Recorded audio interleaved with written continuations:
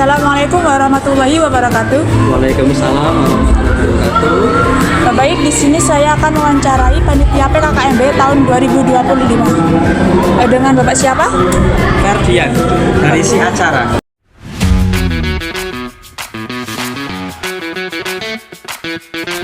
Oh ya, baik. Yang pertama ya Pak, apa tujuan utama PKKMB selain mengenalkan kampus pada mahasiswa baru? Nah, tujuan PPKMB yang pertama itu tadi mengenalkan kampus Ya. pertama. Terus yang kedua yaitu mengenalkan budaya yang ada di kampus ini seperti apa. Mengenalkan budaya, kemudian identitas. Karena memang identitas kampus kita kan identitas Muhammadiyah ya Mbak. Jadi memang berbeda dengan kampus-kampus yang lain seperti itu karena memang ada AIK seperti itu Mbak. Ya baik Pak. Yang kedua, bagaimana PKKMB membantu mahasiswa beradaptasi dengan dunia perkuliahan? Nah, PPKMB ini otomatis kan tujuannya tadi memperkenalkan dunia kampus ya Mbak. Nah di sini mahasiswa dibekali dengan materi wawasan kebangsaan, kemudian dibekali lagi materi terkait dengan edupreneur. Yang ketiga terkait dengan soft skill. Nah di sini harapan kami dengan menyelenggarakan program PPKMB ini tujuannya yaitu satu, bisa mengubah mindset bahwasanya siswa yang awalnya hanya tahu dunia sekolah saja, ketika memasuki dunia kampus mereka bisa tahu, oh ternyata kampus itu seperti ini toh. Saya sudah bukan lagi sebagai siswa, tetapi sudah lebih kepada mahasiswa begitu. Baik Pak. Yang ketiga, apakah materi PKKMB yang kami dapat akan berpengaruh pada kegiatan kuliah nanti? Ya jelas, karena itu tadi yang pertama pengenalan dunia kampus terkait dengan bagaimana sih cara kita aturan, cara kita berpakaian, cara kita bertingkah laku di dunia kampus itu ada.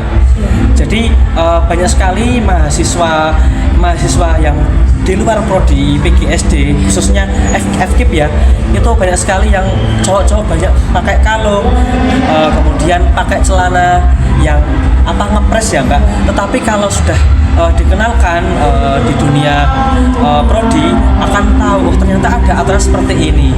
Terus kemudian yang kedua itu adalah bagaimana sih kita membekali terkait dengan soft skill tersebut.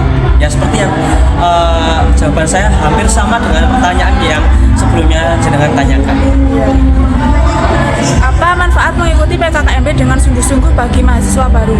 Nah, apabila sudah bersungguh-sungguh, ini kan tadi sudah dibekali materi terkait dengan wawasan, kemudian edupreneur dan juga soft skill.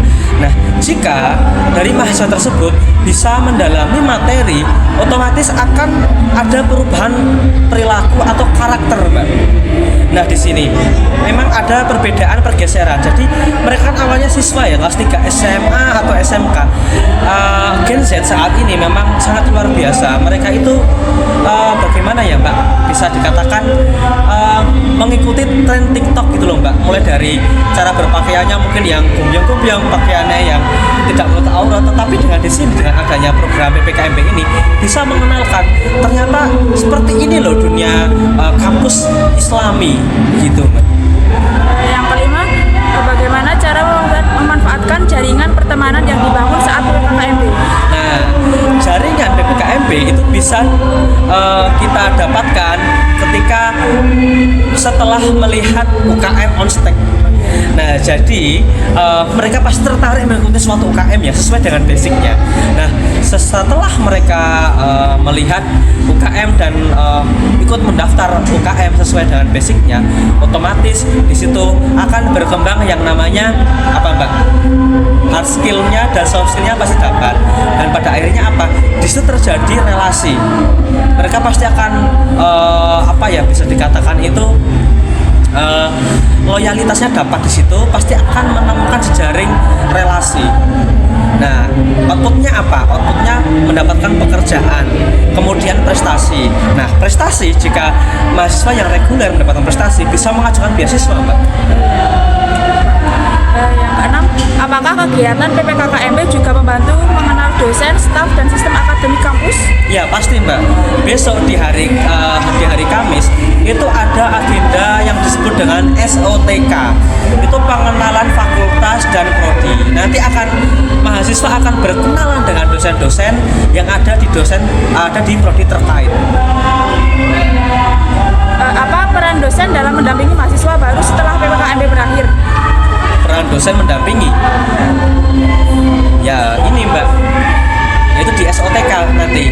Nah di SOTK ini nanti dosen akan memberikan materi seputar aturan-aturan yang ada di prodi, kemudian juga kebiasaan-kebiasaan atau identitas dari prodi tersebut.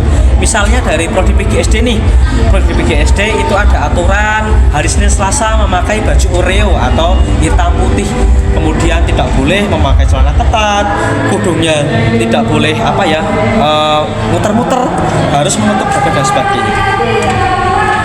Apa hal paling penting yang harus mahasiswa perhatikan selama PKKMB? Hal yang paling penting yaitu adalah terkait dengan penyajian materi dari ketiga materi tadi.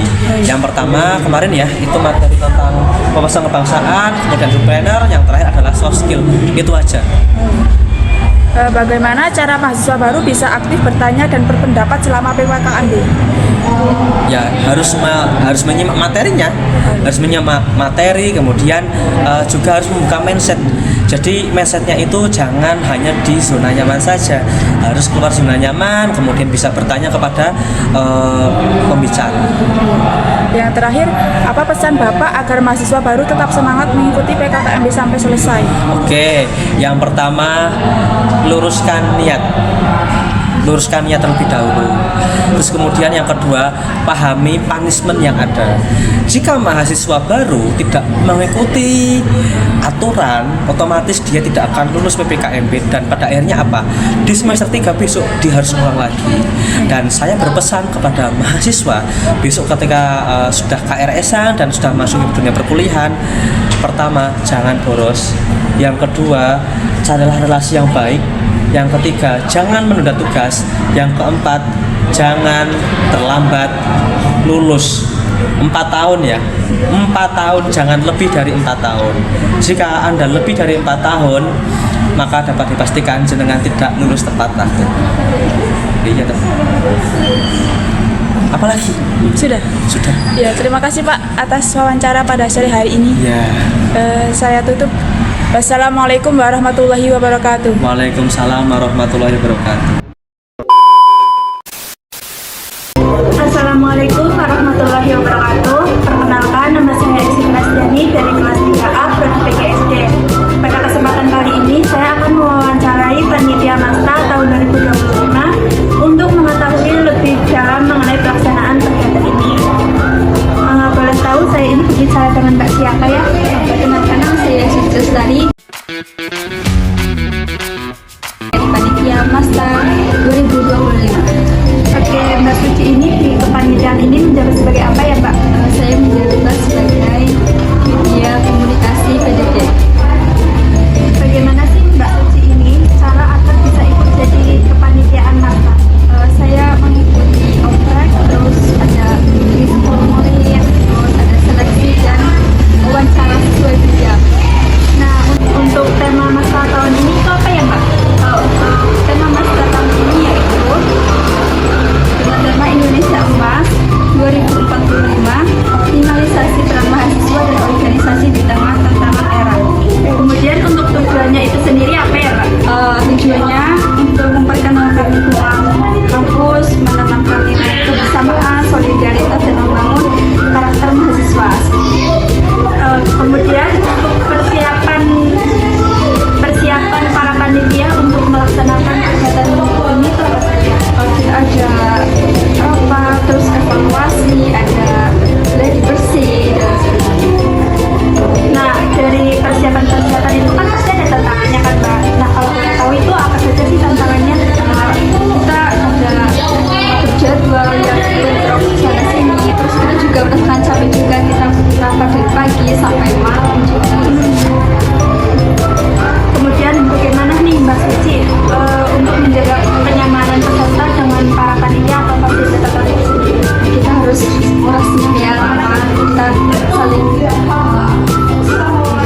komunikasi, saling apa, kita juga di Masta ada yel-yel yang bisa memecahkan suasana.